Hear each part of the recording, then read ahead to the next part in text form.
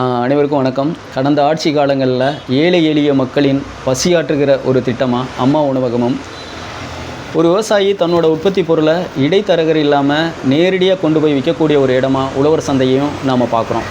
அதே மாதிரி இந்த புதிய ஆட்சி காலத்தில் நாட்டு நாய்களை பராமரிப்பதற்கென்று மாவட்டம் தோறும் ஒரு இல்லத்தை ஏற்படுத்தி அங்கே இந்த நோய்வாய்ப்பட்ட நாய்களை கொண்டு போய் விடலாம், அதிக எண்ணிக்கையில் உழவுகிற நாய்களை கருத்தடை செய்து குறைக்கலாம், இந்த ஊருக்குள்ளே உழவுகிற நாய்களை அதற்கான மருத்துவம், அதற்கான உணவு, இதையெல்லாம் அந்த இல்லத்தின் மூலமாக ஏற்படுத்துகிற மாதிரி ஒரு திட்டத்தை கொண்டு வரணும்.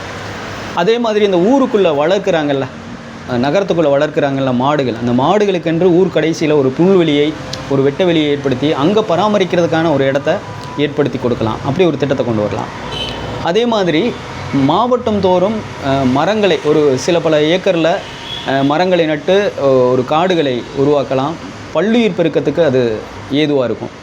இது மாதிரியான திட்டங்களை கொண்டு வந்தால் இந்த பூமிக்கும் மனிதர்களுக்கும் அது நன்மை பயக்கக்கூடிய ஒரு திட்டமாக இருக்கும் அப்படிங்கிறத நான் நினைக்கிறேன்.